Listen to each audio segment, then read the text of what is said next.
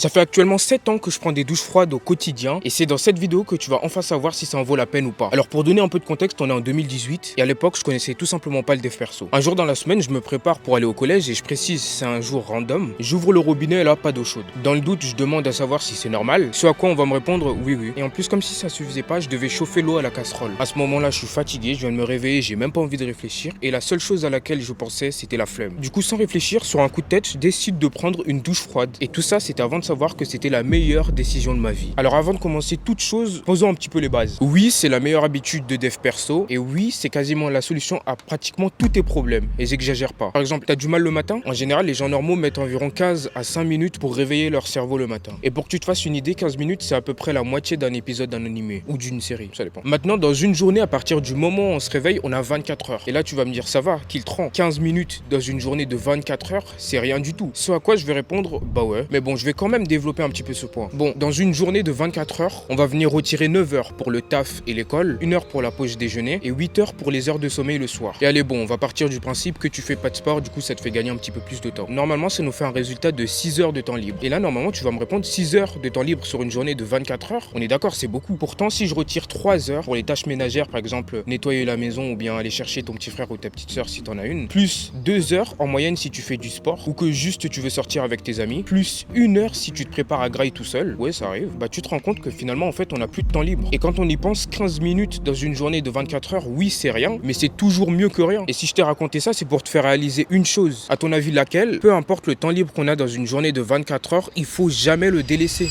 C'est ultra important parce que ce petit temps-là, il peut avoir un énorme impact sur ta journée de 24 heures. Donc pour éviter ce problème et gagner du temps sur ta journée, la réponse, tu l'as vu venir, la douche froide. Non seulement elle est excellente pour le réveil, mais en plus elle permet d'améliorer la circulation sanguine et de renforcer le mental. En vrai, que demander de plus? Malgré le fait qu'avec des étirements de souplesse, elle peut guérir toutes tes courbatures, tout ce que je viens de te citer, c'est rien de plus qu'un constat. Un constat qui a pris 7 ans à se faire. Et tu le sais, dans un constat, il y a des choses positives, mais dans celui-là, il y a aussi des choses négatives. Déjà, je pense que tu le sais, mais au début, c'est ultra désagréable. Et ce tout petit problème qui, je précise, est temporaire, va engendrer un autre problème qui est encore beaucoup plus problématique, la procrastination. Je pense que tu le sais pas, mais ça d'ailleurs, c'est un truc qu'on dit pas. La douche froide, ça augmente la procrastination, mais genre de fou. Attends, je vais t'expliquer. En fait, concrètement, on a tous assimilé à la douche froide une image désagréable, et du coup, je pense que c'est ce qui fait qu'on hésite avant de ouvrir le robinet une bonne fois pour toutes. Un peu comme s'il y avait un bon moment pour l'actionner. Même si quand t'es habitué, comme moi par exemple, tu trouves ça plus du tout désagréable. En fait, c'est juste mental. D'ailleurs, en parlant d'habitude, à ton avis, il faut combien de temps pour s'habituer à la température d'une douche froide? C'est une question tellement pertinente que ça, j'y répondrai que en fin de vidéo. Parce qu'avant toute chose, je dois parler d'une chose qui est apparemment beaucoup plus importante pour ceux qui souhaitent débuter la douche froide. Et je veux bien sûr parler de la technique. Au cas où si t'es pas au courant, il y a 2 méthodes pour faire une douche froide. La première, la méthode bourrine. L'avantage de celle-là, c'est qu'une fois lancé, c'est plus facile de tenir le coup. Pour que tu comprennes, c'est un peu comme si tu faisais un 100 mètres directement à pleine puissance. Et l'autre méthode consiste à y aller un petit peu plus progressivement. En gros, tu commences avec de l'eau chaude ou tiède pour finir avec de l'eau froide. Et perso, je déteste l'utiliser. Et je dirais même que c'est une très bonne chose parce qu'il y a un moment où ça deviendra trop facile et tu seras obligé de faire la méthode bourrine si tu veux continuer à progresser. Et en parlant d'eau froide, je suis sûr que tu savais même pas que l'eau chaude nettoie beaucoup moins que l'eau froide. En gros, quand tu vas finir ta douche à l'eau chaude, il va te rester encore un petit peu d'huile. Toi, tu le sens pas, mais ton corps, en fait, il est huileux. Et en gros, si tu prends une douche froide, eh ben, il le sera plus. D'ailleurs, dans pas longtemps, on est en octobre. Et si tu te posais la question, oui, c'est une bonne chose de continuer les douches froides, même en hiver. Alors, j'irai pas jusqu'à dire que ça immunise complètement contre le froid, mais ça y contribue pour une bonne partie. Et en parlant de partie, passons à une info encore meilleure. La douche froide permet de lutter contre la dépression. Alors, honnêtement, je suis pas dépressif, mais je crois pouvoir expliquer ça avec un peu de broscience. En fait, quand tu es dans cet état, une simple action du genre faire des pompes ou une douche froide, ça te paraît juste impossible. C'est pour ça que si tu continues quand même, en échange, tu auras une sensation d'accomplissement incroyable. En gros, tu seras heureux. Et tout ce que je viens de te dire, c'est le process de la dopamine. Et d'ailleurs, à Skip, il y a eu une recherche comme quoi les douches froides permettraient de multiplier la dopamine par 2,5. Mais cette info, elle est en partie vraie. En fait, ce qu'il voulait dire, c'est qu'un corps en immersion dans un bain d'eau froide peut multiplier par 2,5 la dopamine. Mais uniquement s'il reste 2 à 5 minutes minimum dans le bain. En gros, 30 secondes, ça marche pas. Faut faire un vrai queutru. Mais bonne nouvelle, les douches froides de 1 minute peuvent aussi avoir le même effet. Et en parlant d'effet de la douche froide, c'est une dinguerie de voir à quel point elle permet de récupérer rapidement après le sport. D'ailleurs, si tu rajoutes ça avec des étirements de souplesse du corps, tu vas avoir une excellente nuit de sommeil. Cadeau. Mais maintenant, si t'as pas encore tout ça, en vrai, t'inquiète, parce que c'est une question d'habitude. Et moi, pour m'y habituer, ça m'a pris environ 3 à 4 jours. Mais pour les goats qui veulent commencer juste après la fin de cette vidéo, ça vous prendra max une semaine. Le roi des pirates, ce sera moi!